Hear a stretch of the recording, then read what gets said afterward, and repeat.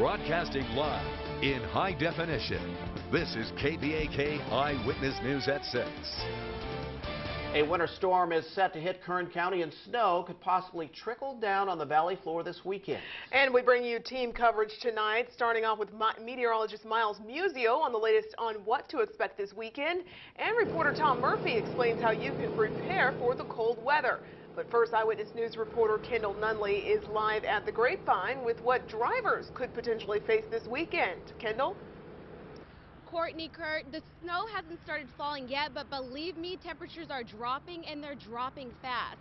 My KBAK app says it's currently 48 degrees out here, so that brings the possibility of snow, and with that comes the possibility of road closures. Well, I feel like I'm back in Oregon. It's no secret it's cold around Kern County, and travelers beware, snow is in the forecast, and as a result, one of the busiest highways in the country has been threatened with the possibility of closure. As soon as the snow comes, they're shutting down from the bottom of the Grapevine all the way to like Castaic. The snow hasn't come yet, but forecasters are estimating 2 to 5 inches of snow early Saturday morning, as low as 4,000 feet, with snowfall as low as 1,000 feet.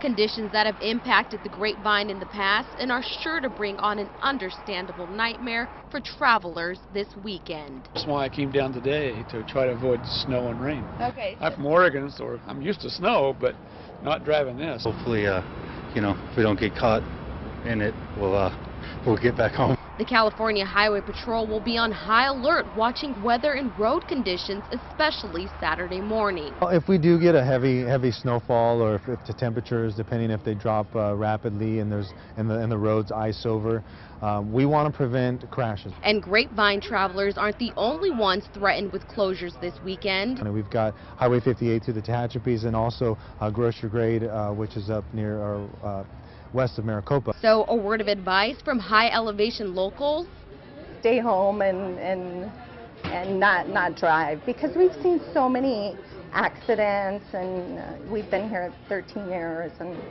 yeah, it gets really bad. Slow down.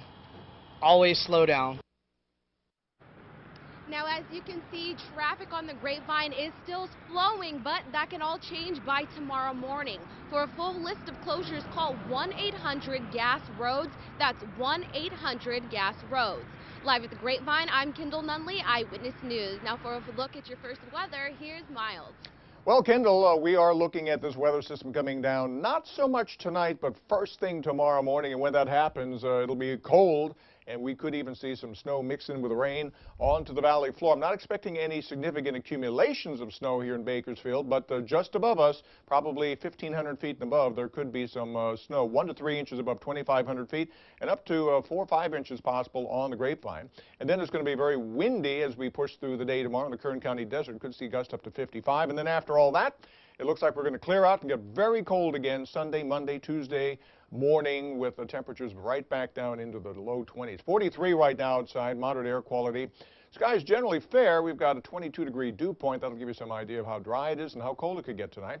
40s right now in town, 20s in the mountains, and 44 degrees Lake Isabella. It's Friday night football, the very last Friday night, and here we got clear and cold conditions. 43 to begin with, but we'll drop into the upper 30s before this night's game is over. So a chilly night out there. If you're going out, take a jacket, obviously.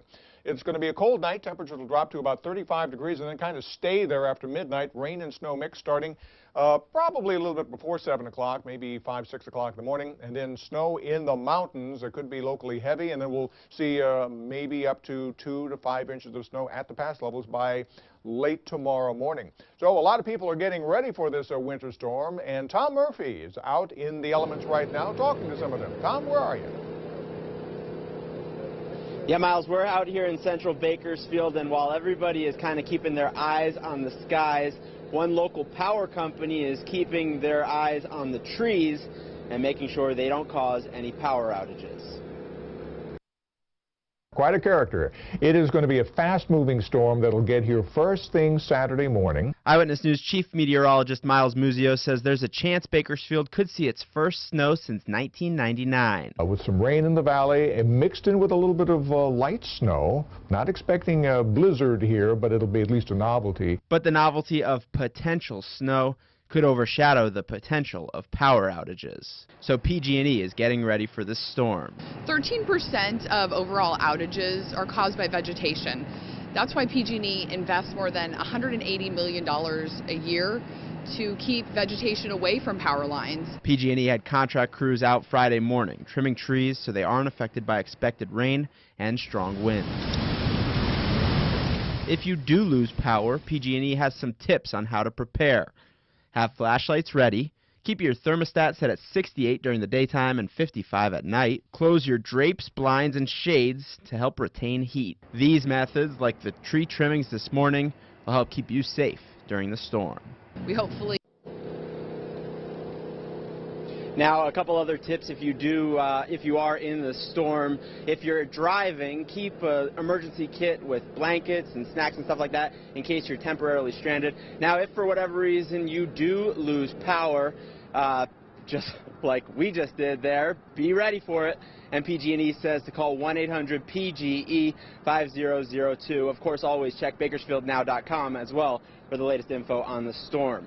Right now, Kurt and Courtney, back to you guys in the studio. Okay, good reminder tonight. Thanks, Tom. All right, thanks, Tom. Our other top story tonight, a major court victory for the community recycling facility in Lamont. A judge ruling the county cannot shut down the facility and that it does not have to pay the county $2.3 million in fines. The facility came under heavy scrutiny after two brothers died while cleaning out a drainage shaft. Eyewitness News reporter Jose Gaspar is here with more on what today's ruling means. Jose? Kurt, the ruling essentially means community recycling can continue to keep operating as if nothing had happened. This despite repeated violations levels against the facility by Cal OSHA. In October 2011, two brothers working at community recycling were overcome by toxic fumes while cleaning out a drainage shaft. Additionally, community recycling had been found to be in violation of its land use permit. 2 years ago, the county tried to shut down the facility, but the company sued. Today, a judge ruled that the company was denied due process of law and that Kern County abused its discretion in not giving the company enough time to respond to allegations. The court also ruled the company does not have to pay more than $2 million in fines. 5th District Supervisor Leticia Perez says she's disappointed in today's ruling, but says the county did do the right thing in going after the company. The decision being very technical, I stand by the county's decision, our decision, to protect the residents of Lamont and Arvin, to hold this company accountable for their behavior. Just a short while ago, Community Recycling President Tom Fry issued the following statement. It reads, "I am thankful to the Superior Court for this long-awaited ruling.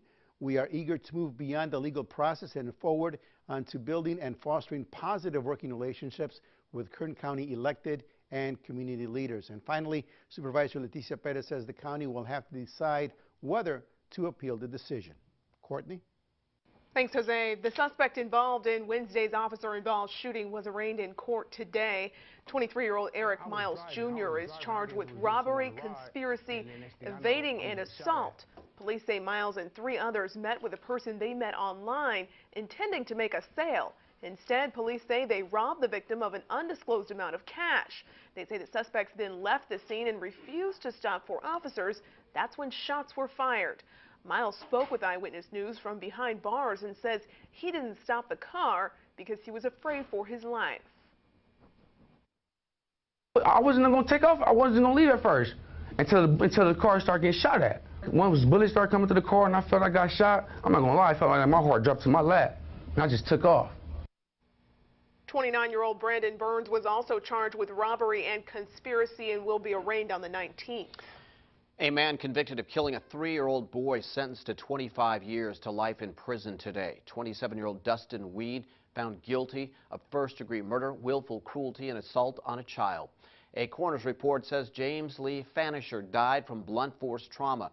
Prosecutors say Waddell had been living with the ex-girlfriend of the child's biological father, and the child was under his care at the time. A rude awakening for a Bakersfield man who got out of bed to find his car had been swallowed by a sinkhole. The 10-foot wide sinkhole opened overnight at 1st and L Streets, and it took down a white Cadillac. Luckily, no one was inside. City officials say the top of a sewage line broke open, causing dirt and eventually the street to fall into it.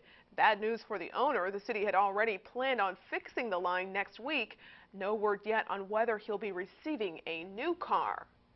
Paying tribute, millions around the world celebrating the life of Nelson Mandela today, how he touched the world in more ways than one. Souvenir taking, more details into the crash that took actor Paul Walker's life, why a teen is now facing theft charges in the case.